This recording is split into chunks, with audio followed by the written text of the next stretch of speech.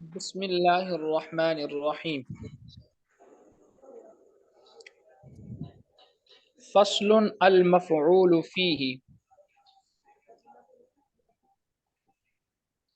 هو اسم ما وقع فعل الفاعل فیہ من الزمان والمکان ویسمى ظرفا، وظروف الزمان على قسمین۔ مفعول فی وہ اسم ہے جس میں فاعل کا فعل واقع ہو زمان اور مکان میں، اور اس کو ظرف کا نام دیا جاتا ہے۔ ظروف فی زمان کی دو قسمیں ہیں، مبہم نمبر ایک، ظروف زمان مبہم وہو ما لا یکون له حد معین، اور یہ وہ ظروف ہوتے ہیں کہ جن کی حد معین نہیں ہوتی، کدہر وحین، جیسا کہ دہر اور حین کا لفظ، ومحدود، اور ظروف زمان محدود، وہو ما یکون له حد معین، اور یہ وہ ظروف زمان ہوتے ہیں کہ جن کی حد معین ہوتی ہے، کیوم ولیلۃ وشہر وسنۃ، جس طرح کہ یوم کا لفظ اس کی ایک حد ہے، لیلہ کا لفظ اس کی بھی ایک حد ہے، شہر کا لفظ اس کی بھی ایک حد ہے، اور اسی طرح سنت سال اس کی بھی ایک کیا ہوتی ہے، حد ہوتی ہے۔ وَكُلُّهَا مَنْصُوبٌ بِتَقْدِيرِ فِي، اور یہ سارے کے سارے منصوب ہوتے ہیں فی کے مقدر ہونے کے ساتھ۔ تقول، آپ کہیں گے، یہ جن طلباء کرام کا سپیکر ان میوٹ نہیں ہوتا نا پھر مجھے میوٹ کرنا پڑتا ہے، بہتر ہے بندہ خود ہی کر لے۔ اچھا، تقول آپ کہیں گے، صمت دہرن، میں نے ایک زمانے تک روزے رکھے، وسافرت شہرن، اور میں نے ایک مہینے تک سفر کیا، ای، یہ اصل میں تھا، یہ ای کا ترجمہ کر رہا ہوں، یہ اصل میں تھا فی دہرن وفی شہرن، وظروف المکانی کذالک، اور ظروف مکان بھی اسی طرح، مبہم مبہم ہوتے ہیں، وہو منصوب ایضا بتقدیر فی، اور ظروف مکان بھی منصوب ہوتے ہیں فی کے مقدر ہونے کے ساتھ، نحو جیسے جلست خلفک، میں بیٹھا آپ کے پیچھے، وامامک، اور آپ کے آگے۔ اب دیکھیں خلف اور امام یہ مبہم ہے نا، آگے اس کی کوئی مقدار نہیں ہے، پیچھے اس کی کوئی مقدار نہیں ہے۔ ظروف مکان محدود، وہو ما لا یکون منصوبا، اور یہ منصوب نہیں ہوتے بتقدیر فی کے مقدر ہونے کے ساتھ، بل لا بد من ذکر فی ہی، بلکہ ضروری ہوتا ہے اس کے اندر، ان کے اندر فی کو ذکر کرنا، نحو جیسے جلست فی الداری، میں بیٹھا گھر میں، وفی السوق، اور بازار میں، وفی المسجد، اور مسجد میں۔ یہاں سے مصنف رحمۃ اللہ علیہ منصوبات کی تیسری قسم مفعول فی کو ذکر فرما رہے ہیں۔ اس میں مصنف رحمۃ اللہ علیہ نے دو باتیں ذکر کی ہیں، نمبر ایک مفعول فی کی تعریف، اور نمبر دو ظرف زمان اور ظرف مکان کی قسمیں اور ان کا اعراب۔ یہ دو باتیں آپ نے ذہن میں رکھنی، اس پوری عبارت میں دو باتیں ہوئی، مفعول فی کی تعریف، اور نمبر دو ظرف زمان اور ظرف مکان کی قسمیں اور ان کا اعراب۔ پہلی بات، مفعول فی کی تعریف۔ مفعول فی کی تعریف یہ ہے کہ مفعول فی وہ اسم ہے جس میں فاعل کا فعل واقع ہو زمان میں یا مکان میں، زمان میں یا پھر مکان میں۔ دوسری بات، یہ پہلے ذہن میں رکھیں کہ مفعول فی کا دوسرا نام ہے ظرف۔ اب یہ اعراب اور اس کی قسمیں بیان ہو رہی ہیں۔ مفعول فی کا دوسرا نام کیا ہے؟ ظرف۔ ظرف کی دو قسمیں ہیں، مطلب مفعول فی کی دو قسمیں ہیں، نمبر ایک ظرف زمان یعنی مفعول فی زمان، اور نمبر دو ظرف مکان یعنی مفعول فی مکان۔ ظرف زمان کی پھر آگے دو قسمیں ہیں، نمبر ایک مبہم، نمبر دو محدود۔ ظرف زمان مبہم وہ ہے جس کے لیے کوئی حد متعین نہ ہو، جیسے دہرن اس کا معنی ہوتا ہے زمانہ، حین اس کا معنی ہوتا ہے وقت، ان دونوں کے لیے کوئی حد متعین نہیں ہے۔ ظرف زمان محدود وہ ہے جس کے لیے کوئی حد متعین ہو، مثال کے طور پر یوم کا لفظ ہے بمعنی دن، لیلتن کا لفظ ہے بمعنی رات، شہرن کا لفظ ہے بمعنی مہینہ، سنتن کا لفظ ہے اس کا معنی ہے سال، ان سب کے لیے حد کیا ہے؟ متعین۔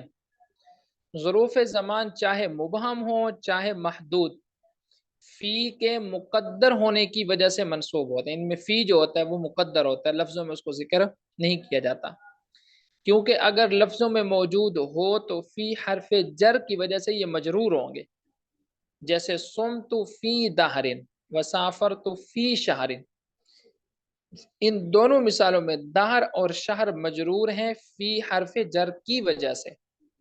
نمبر 2، ظروف زمان کی طرح ظروف مکان کی بھی دو قسمیں ہیں، یہ اگلی بات۔ نمبر 1 ظرف زمان، ظرف مکان مبہم، نمبر 2 ظرف مکان محدود۔ ظرف مکان مبہم وہ ہے جس کے لیے حد متعین نہ ہو، جیسے خلف بمعنی پیچھے، پیچھے کی کوئی حد نہیں ہے، امام بمعنی آگے، اب آگے کی بھی کوئی حد نہیں ہے۔ ظروف مکان مبہم بھی تقدیر فی کے ساتھ منصوب ہوتے ہیں، کیونکہ یہ ظروف زمان مبہم پر محمول ہے، کیونکہ وصف ابہام میں مشترک ہیں، دونوں کے اندر ابہام پایا جاتا ہے، لہٰذا ظرف مکان مبہم کا بھی وہی حکم ہوگا جو حکم ظرف زمان مبہم کا ہے۔ تقدیر فی یعنی یہ منصوب ہوں گے، فی ان کا کیا ہوگا؟ مقدر ہوگا، لفظوں میں اس کو ذکر نہیں کیا جائے گا، جیسے جلست خلف کا اصل میں تھا جلست فی خلفی کا، اور جلست امامہ کا اصل میں تھا جلست فی امامی کا۔ ظرف مکان محدود ہے، اس کے بعد وہ کیا ہوتا ہے جس کی حد کیا ہو؟ متعین، جیسے دار کا لفظ ہے، مسجد کا لفظ ہے، سوق بازار کا لفظ ہے، ان کی حد متعین ہوتی ہے، کیونکہ گھر کی، مسجد کی اور بازار کی ایک تعین ہے کہ ایک جگہ پر جا کر وہ ختم ہو جاتے ہیں۔ یہ فی کے مقدر ہونے کے ساتھ منصوب نہیں ہے، بلکہ ان میں لفظ فی کو ذکر کرنا ضروری ہے، جس کی وجہ سے یہ مجرور ہوں گے، جس کی وجہ سے یہ کیا ہوں گے؟ مجرور۔ اب ظروف مکان محدود مجرور کیوں ہوتے ہیں؟ اس کی وجہ یہ ہے کہ ان کی ظروف زمان مبہم کے ساتھ کوئی مناسبت نہیں ہے، نہ ذات میں نہ وصف میں، کیونکہ وہ زمان ہے اور یہ مکان، وہ مبہم ہے یہ محدود، لہٰذا ظروف مکان محدود کو ظروف زمان مبہم پر قیاس کر کے فی کے مقدر ہونے کے ساتھ منصوب پڑھنا درست نہیں ہوگا، بلکہ فی کو اس میں ذکر کیا جائے گا، جس سے یہ کیا ہوں گے؟ مجرور ہو جائیں گے۔ جلستو فی الداری، جلستو فی السوقی اور جلستو فی المسجدی۔ آپ نے ظروف کی ٹوٹل کتنی قسمیں پڑھ لی؟ 4 ظروف، ہر ایک کی دو قسمیں ہیں نا، ظروف زمان اور ظروف مکان، پھر ظروف زمان کی 2 قسمیں مبہم محدود، اور ظروف زمان کی 2 قسمیں مبہم اور محدود، باقی سب منصوب ہوتے ہیں سوائے ظروف مکان محدود کے، کہ ظروف مکان محدود جو ہے یہ کیا ہے؟ فی کے ذکر کرنے کے ساتھ کیا ہوگا؟ یہ مجرور ہوگا۔ فصل المفعول له هو اسم ما لأجله يقع الفعل المذكور قبله وينصب بتقدير اللام نحو ضربته تأديبا أي للتأديب وقعدت عن الحرب جبنا أي للجبن وعند الزجاج هو مصدر تقديره أدبته تأديبا فجبنت جبنا۔ پہلے ترجمہ دیکھ لیں۔ المفعول له ہوا اسم، وہ اسم ہوتا ہے، ما لاجلہ جس کی وجہ سے، ہوا اسم ما وہ اسم ہوتا ہے کہ جس کی لاجلہ وجہ سے، یقع الفعل المذکور قبلہ فعل کو ذکر کیا جاتا ہے اس سے پہلے، وینصب اور مفعول له بھی منصوب ہوتا ہے بتقدیر اللام، لام کے مقدر ہونے کے ساتھ، نحو جیسے ضربتہ تعدیبا میں نے اس کو مارا ادب سکھانے کے لیے، وقعدت عن الحرب اور میں جنگ سے پیچھے رہا، جبنن بزدلی کی وجہ سے، ای للجبن بزدلی کی وجہ سے، وعند الزجاج امام زجاج رحمۃ اللہ علیہ کے نزدیک ہوا مصدر مفعول له وہ مصدر ہوتا ہے، تقدیرہ اس کی اصل تقدیری عبارت ہوتی ہے ادبتہ تعدیبا وجبنت جبنن۔ अच्छा जी, अब इसको समझ लें। यहाँ पर भी मुसन्निफ रहमतुल्लाह अलैह ने दो बातें जिक्र की हैं, एक मफूल लहू की तारीफ, दूसरा मफूल लहू का एराब। सबसे पहले तारीफ देख लें। मफूल लहू वो मफूल होता है कि जिसकी वजह से फेल को उससे पहले जिक्र किया जाता है, यानी जो फेल का सबब बनता है, आप यूं भी कह सकते हैं। होता है कि जो फेल, मिसाल देखें कि ज़रबतुहु तादीबन, मैंने उसको, अब ये अदब सिखाना मारने का सबब, जुबनन, मैं जंग से पीछे, यानी बुज़दिली सबब बना है। इसका एराब क्या है? जारा के मुकद्दर होने के साथ जारा को जिक्र नहीं किया जाता, और तकदीरी इबारत जब आप निकालेंगे तो लामे जारा उसमें आपको नजर आना शुरू हो जाएगा। व इंद ज़ुजाज, यहाँ से मुसन्निफ रहमतुल्लाह अलैह इमाम ज़ुजाज रहमतुल्लाह अलैह का मज़हब बयान फरमाते हैं। इमाम ज़ुजाज रहमतुल्लाह अलैह फरमाते हैं कि मफूल लहू कोई शय है ही नहीं, वो मफूल लहू को मानते ही नहीं है। वो कहते हैं मफूल लहू जो आप बना रहे हैं असल में मफूल मुतलक है। ये क्या है? मफूल मुतलक। अलबत्ता इसके फेल को पहले हज़फ किया जाता है। वो कहते हैं ज़रबतुहु तादीबन, ये असल में था अद्दबतुहु तादीबन। ज़रबतु फेल है, हु ज़मीर इसका मफूल भी ही है, और तादीबन का ताल्लुक ज़रबतु के साथ नहीं है, बल्कि तादीबन का ताल्लुक एक और फेल के साथ है जो कि यहाँ पर महजूफ है। असल में था अद्दबतुहु तादीब, मैंने उसको मारा और उसको अदब सिखाया, अदब सिखाना। तो इमाम जुजाज रहमतुल्लाह अलैह के नज़दीक मफूल लहू कोई चीज़ नहीं है, बल्कि मफूल लहू मफूल मुतलक ही होता है, यानी वो मस्तर होता है जिससे पहले उसके फेल को हज़फ किया जाता है, और वो मस्तर के जिससे पहले उसके फेल को हज़फ किया जाए वो क्या कहलाता है? मफऊल मुतलक। फस्लुन अल मफऊल माअहू,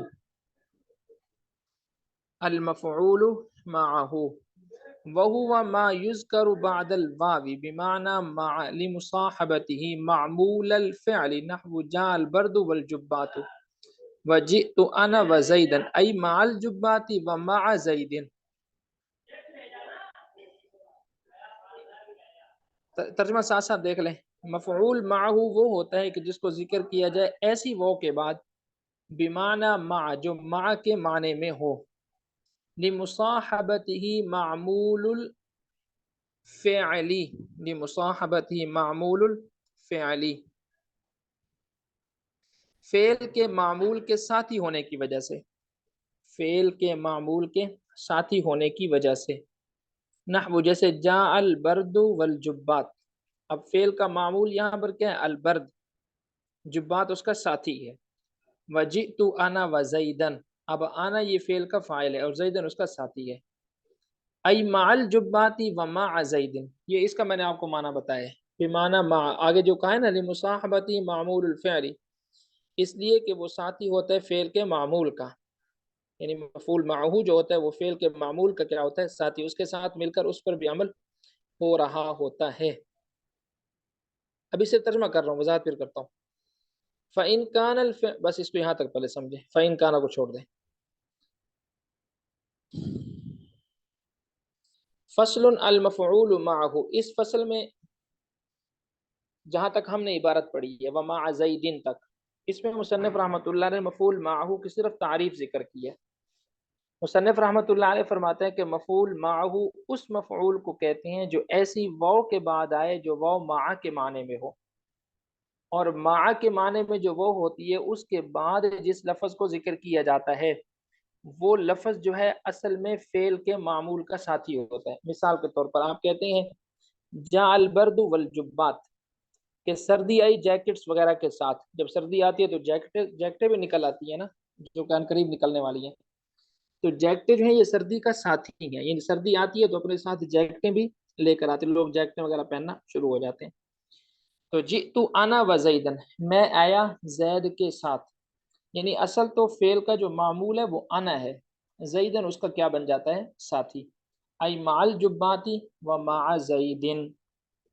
चलें इसको यहाँ तक करते हैं इंशाल्लाह।